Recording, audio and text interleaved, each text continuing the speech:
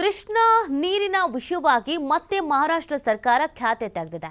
ಕರ್ನಾಟಕಕ್ಕೆ ಹರಿದು ಬರ್ತಿದ್ದ ನೀರನ್ನ ತಡೆ ಹಿಡಿದಿದೆ ಮಹಾ ಸರ್ಕಾರ. ರಾಜಾಪುರ ಬ್ಯಾರೇಜ್ ಮೂಲಕ ಕರ್ನಾಟಕಕ್ಕೆ ಹರಿದು ಬರ್ತಿದ್ದ ಕೃಷ್ಣಾ ನದಿಯ ನೀರನ್ನ ತಡೆ ಹಿಡಿಯುವಂತ ಕೆಲಸವನ್ನ ಮಾಡಲಾಗಿದೆ. ಮಹಾರಾಷ್ಟ್ರದ ಕೊಲ್ಲಾಪುರ ಜಿಲ್ಲೆಯಲ್ಲಿರುವಂತಹ ರಾಜಾಪುರ ಬ್ಯಾರೇಜ್ ಬಳಿ 4ರನ್ನ ನಿಯೋಜನೆ ಮಾಡಿದೆ ಮಹಾರಾಷ್ಟ್ರ ಸರ್ಕಾರ. 2 ಪೊಲೀಸ್ ಸಿಬ್ಬಂದಿ, 2 ನೀರಾವರಿ ಇಲಾಖೆ ಸಿಬ್ಬಂದಿಯನ್ನ ನಿಯೋಜನೆ ಮಾಡಲಾಗಿದೆ. 4 ಸಿಬ್ಬಂದಿಗ 2 ಗಸ್ತು ತಂಡ ನೇಮಕ ಮಾಡಿದೆ ಮಹಾರಾಷ್ಟ್ರ ಸರ್ಕಾರ. ಬೆಳಗಾವಿ, ವಿಜಯಪುರ, ಬಾಗಲಕೋಟೆ ಜಿಲ್ಲೆಗಳಿಗೆ ಹರಿದು ಬರ್ತಿದ್ದಂತ ನೀರು ಹೆಚ್ಚು ಪ್ರಮಾಣದಲ್ಲಿ ಮಳೆ ಆಗ್ತಿದ್ದ ಕಾರಣಕ್ಕೆ ನೀರು ಹರಿದು ಬರ್ತಿತ್ತು. ಅದನ್ನ ತಡೆ ಹಿಡಿಯುವಂತ ಕೆಲಸವನ್ನ ಮಾಡಲಾಗಿದೆ. ಕೃಷ್ಣಾ ನೀರಿನ ವಿಷಯವಾಗಿ ಮಹಾರಾಷ್ಟ್ರ ಸರ್ಕಾರ ಮತ್ತೆ ಖ್ಯಾತೆ ತೆಗಿತಾ ಇದೆ. ಕರ್ನಾಟಕಕ್ಕೆ ಹರಿತಾ ಇದ್ದಂತ ನೀರನ್ನ ತಡೆ ಹಿಡಿದಿದೆ ಮಹಾರಾಷ್ಟ್ರ. ರಾಜಾಪುರ ಬ್ಯಾರೇಜ್ ಬಳಿ 4 ಸಿಬ್ಬಂದಿಯನ್ನ ನೇಮಕ ಮಾಡಲಾಗಿದೆ. ಈ ಮುಖಾಂತರವಾಗಿ ಬೆಳಗಾವಿ, ವಿಜಯಪುರ, ಬಾಗಲಕೋಟೆ ಜಿಲ್ಲೆಗಳಿಗೆ ಹರಿದು ಬರ್ತಿದ್ದಂಥ ನೀರನ್ನ ತಡೆ ಹಿಡಿಯುವಂಥ ಕೆಲಸವನ್ನ ಮಾಡಲಾಗ್ತಾ ಇದೆ. ಹೆಚ್ಚು ಪ್ರಮಾಣದಲ್ಲಿ ಮಳೆ ಆಗ್ತಿದ್ದಂಥ ಕಾರಣಕ್ಕೆ ನೀರು ಬರ್ತಾ ಇತ್ತು. ಆದರೆ ಈಗ ಇದೊಂದು ಖ್ಯಾತಿಯನ್ನು ತೆಗೆಯಲಾಗಿದೆ. ಇದೇನು ಹೊಸದೇನಲ್ಲ. ಪದೇ ಪದೇ ಈ ಥರ ಒಂದು ಕಡೆಯಲ್ಲಿ ತಮಿಳುನಾಡು, ಇನ್ನೊಂದು ಕಡೆಯಲ್ಲಿ ಮಹಾರಾಷ್ಟ್ರ, ಎರಡೂ ಸರ್ಕಾರಗಳು ಕೂಡ ಒಂದಲ್ಲ ಒಂದು ರೀತಿಯಾಗಿ ನೀರಿನ ವಿಚಾರದಲ್ಲಿ ಖ್ಯಾತೆ ತೆಗೆಯುವ ಕೆಲಸವನ್ನು ಮಾಡ್ತಾನೆ ಇರುತ್ತೆ. ಇದೀಗ ಮತ್ತೊಮ್ಮೆ ಕೃಷ್ಣಾ ನೀರಿನ ವಿಷಯವಾಗಿ ಮಹಾರಾಷ್ಟ್ರ ಸರ್ಕಾರ ಕರ್ನಾಟಕದ ಜೊತೆಗೆ ಖ್ಯಾತೆ ತೆಕ್ಕೊಳ್ತಾ ಇದೆ. ಕರ್ನಾಟಕಕ್ಕೆ ಹರಿದು ಬರ್ತಿದ್ದಂಥ ನೀರನ್ನು ತಡೆ ಹಿಡಿಯುವಂಥ ಕೆಲಸವನ್ನು ಮಾಡಲಾಗ್ತಾ ಇದೆ.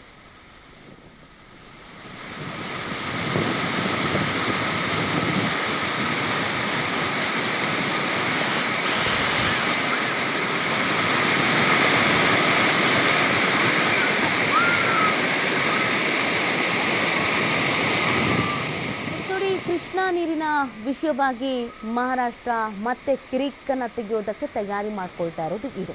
ಮಳೆಯ ಪ್ರಮಾಣ ಹೆಚ್ಚಾಗಿದೆ, ಅತಿಯಾಗಿ ಮಳೆ ಆಗ್ತಾ ಇದೆ, ಇದರಿಂದ ನೀರು ಹರಿದು ಬರ್ತಾ ಇದೆ.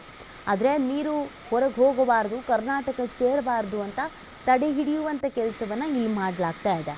ರಾಜಾಪುರ ಬ್ಯಾರೇಜ್ ಮೂಲಕ ಕರ್ನಾಟಕಕ್ಕೆ ಏನು ಕೃಷ್ಣಾ ನದಿ ನೀರು ಬರ್ತಾ ಇತ್ತೋ ಅದನ್ನು ಸಂಪೂರ್ಣವಾಗಿ ತಡಿಬೇಕು ಅನ್ನುವಂಥ ನಿಟ್ಟಿನಲ್ಲಿ ಈ ಕೆಲಸವನ್ನು ಮಾಡ್ತಾ ಇರುವಂಥದ್ದು. ಬ್ಯಾರೇಜ್ ಬಳಿ 4 ನಿಯೋಜನೆಯನ್ನು ಮಾಡಿದೆ ಮಹಾರಾಷ್ಟ್ರ ಸರ್ಕಾರ. 2 ಪೊಲೀಸ್ ಸಿಬ್ಬಂದಿ, 2 ನೀರಾವರಿ ಇಲಾಖೆ ಸಿಬ್ಬಂದಿಯನ್ನು ನಿಯೋಜನೆ ಮಾಡಲಾಗಿದೆ. 4 ಸಿಬ್ಬಂದಿಯ 2 ಗಸ್ತು ತಂಡ ನೇಮಕ ಮಾಡಿದೆ ಮಹಾರಾಷ್ಟ್ರ ಸರ್ಕಾರ. ಈ ಮುಖಾಂತರವಾಗಿ ಬೆಳಗಾವಿ, ವಿಜಯಪುರ, ಬಾಗಲಕೋಟೆ ಜಿಲ್ಲೆಗಳಿಗೆ ಏನು ನೀರು ಬರ್ತಾ ಇತ್ತು ಅದನ್ನು ತಡೆಯುವಂಥ ಕೆಲಸವನ್ನು ಮಾಡಲಾಗ್ತಾ ಇದೆ. ಈ ಬಗ್ಗೆ ಮತ್ತಷ್ಟು ಮಾಹಿತಿಯನ್ನು ನೀಡ್ತಾರೆ ನಮ್ಮ ಪ್ರತಿನಿಧಿ ಶ್ರೀಧರ್ ಕೋಟಾರಗಸ್ತಿ. ಶ್ರೀಧರ್, ಕೃಷ್ಣಾ ನೀರಿನ ವಿಷಯವಾಗಿ ಮಹಾರಾಷ್ಟ್ರ ಸರ್ಕಾರ ಖ್ಯಾತೆ ತೆಗಿತಾ ಇದೆ. ಸೊ ಈ ನಿಟ್ಟಿನಲ್ಲಿ ಕರ್ನಾಟಕ ಯಾವ ರೀತಿಯಾಗಿ ತಿರುಗೇಟು ಕೊಡೋದಕ್ಕೆ ತಯಾರಿಯನ್ನು ಮಾಡ್ಕೊಳ್ತಾ ಇದೆ, ಏನೆಲ್ಲ ಬೆಳವಣಿಗೆ ಆಗ್ತಾ ಇದೆ? ನೀತಿ ಕೃಷ್ಣಾ ನದಿ ನೀರನ್ನ ವಿಷಯವಾಗಿ ಮಹಾರಾಷ್ಟ್ರ ಈಗ ಮತ್ತೆ ಖ್ಯಾತಿ ಆರಂಭಿಸಿದೆ ಅಂತ ಹೇಳ್ಬೋದು. ಯಾಕಂದ್ರೆ ಬರದಿಂದ ತತ್ತರಿಸಿದಂತ ಉತ್ತರ ಕರ್ನಾಟಕದ ಅನೇಕ ಜಿಲ್ಲೆಗಳಿಗೆ ಕೃಷ್ಣಾ ನದಿ ಜೀವನಾಡಿ ಅಂತ ಹೇಳ್ಬೋದು. ಹಾಗಾಗಿ ಮಹಾರಾಷ್ಟ್ರದಿಂದ ಏನ್ ಕಳೆದ 1 ವಾರಗಳಿಂದ ಧಾರಾಕಾರವಾಗಿ ಮಳೆ ಸುರಿತಾ ಇದಾವೋ ಪಶ್ಚಿಮ ಘಟ್ಟದಲ್ಲಿ, ಅದರ ಫಲವಾಗಿ ಏನಂದ್ರೆ ಮಹಾರಾಷ್ಟ್ರದ ರಾಜಾಪುರ ಬ್ಯಾರೇಜಿಂದ ನೀರು ಕೃಷ್ಣಾ ನದಿಗೆ ಹರಿದು ಬರ್ತಾ ಇತ್ತು. ಆದ್ರೆ ಯಾವಾಗ ಇವನು ಕೃಷ್ಣಾ ನದಿಗೆ ನೀರು ಹರಿದು ಬರ್ತಿರ್ತಕ್ಕಂಥ ವಿಚಾರ ಏನು ಸ್ಥಳೀಯವಾಗಿ ಅಲ್ಲಿರ್ತಕ್ಕಂಥ ಅಂದ್ರೆ ರಾಜಾಪುರ ಬ್ಯಾರೇಜ್ ಸುತ್ತಮುತ್ತ ಇರ್ತಕ್ಕಂಥ ಗ್ರಾಮಸ್ಥರು ಅದಕ್ಕೆ ವಿರೋಧವನ್ನು ವ್ಯಕ್ತಪಡಿಸ್ತಾರೆ. ತದನಂತರ ಮಹಾರಾಷ್ಟ್ರ ಸರ್ಕಾರ ಎಚ್ಚೆತ್ಕೊಳ್ಳುತ್ತೆ. ಈಗ ಮಹಾರಾಷ್ಟ್ರದ ರಾಜಾಪುರ ಬ್ಯಾರೇಜ್ ಅಂದ್ರೆ ಮಹಾರಾಷ್ಟ್ರದ ಕೊಲ್ಲಾಪುರ ಜಿಲ್ಲೆಯಲ್ಲಿ ಬರ್ತಕ್ಕಂಥ ರಾಜಾಪುರ ಬ್ಯಾರೇಜ್ ಮೇಲೆ ಈಗ ಸಿಬ್ಬಂದಿಯನ್ನ ನಿಯೋಜನೆ ಮಾಡಿರ್ತಕ್ಕಂಥದ್ದು. ಯಾವುದೇ ಕಾರಣಕ್ಕೂ ನೀರು ಹರಿದು ಕೃಷ್ಣಾ ನದಿಗೆ ಹೋಗದಂತೆ ಒಂದು ಮಹಾರಾಷ್ಟ್ರ ಸರ್ಕಾರ ಈ ಒಂದು ಕ್ರಮವನ್ನು ತೆಗೆದುಕೊಂಡಿದೆ ಅಂತ ಹೇಳ್ಬೋದು. ಯಾಕಂದ್ರೆ ಈ ಹಿಂದೆ ನಾವು ನೋಡಬಹುದು ನೀತಿ ಇದೇ ಬೆಳಗಾವಿ ಜಿಲ್ಲೆ ಬಿಜೆಪಿ ನಾಯಕರು ಮಹಾರಾಷ್ಟ್ರದ ಮುಖ್ಯಮಂತ್ರಿನ ಭೇಟಿಯಾಗಿ ನೀರು ಬಿಡುವಂತೆ ಮನವಿ ಮಾಡಿದ್ರು. ತದನಂತರ ಏನು ಕಾಂಗ್ರೆಸ್ನ ನಾಯಕರು ಕೂಡ ಒಂದು ಸರ್ಕಾರದ ಮೂಲಕ ಒಂದು ಮಹಾರಾಷ್ಟ್ರ ಸರ್ಕಾರಕ್ಕೆ ಪತ್ರವನ್ನು ಬರೆದು ನೀರು ಬಿಡುವಂತೆ ಮನವಿ ಮಾಡಿದ್ರು.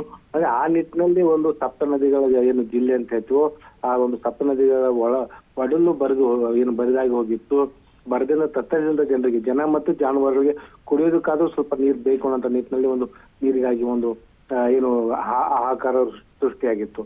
ಈಗ ಮಹಾರಾಷ್ಟ್ರದ ರಾಜಾಪುರ ಬ್ಯಾರೇಜ್ನಿಂದ ಕೃಷ್ಣಾ ನದಿಗೆ ನೀರೇನು ಹರಿದು ಬರ್ತಾ ಇತ್ತು ಅದಕ್ಕೆ ಕಡಿವಾಣ ಹಾಕುವಂತ ಕೆಲಸವನ್ನು ಮಹಾರಾಷ್ಟ್ರ ಸರ್ಕಾರ ಮಾಡಿರ್ತಕ್ಕಂಥದ್ದು. ಇದಕ್ಕೆ ಸ್ಥಳೀಯವಾಗಿ ರೈತರು ಸಾಕಷ್ಟು ಆಕ್ರೋಶ ಕೂಡ ವ್ಯಕ್ತವಾಗ್ತಾ ಇದೆ.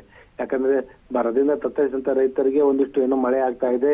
ಮಹಾರಾಷ್ಟ್ರದ ರಾಜಾಪುರ ಬ್ಯಾರೇಜಿಂದ ಕೃಷ್ಣಾ ನದಿಗೆ ನೀರು ಬಂದ್ರೆ ಒಂದಿಷ್ಟು ಜಾನುವಾರುಗಳಿಗೆ ಅನುಕೂಲ ಆಗುತ್ತೆ ಅನ್ನೋಂತ ಒಂದು ನಿರೀಕ್ಷೆ ಇಟ್ಕೊಳ್ಳಲಾಗಿತ್ತು. ಆ ನಿಟ್ಟಿನಲ್ಲಿ ಕೆಲ ದಿನಗಳ ಕಾಲ ನೀರು ಹರಿದು ಬಂದಿತ್ತು.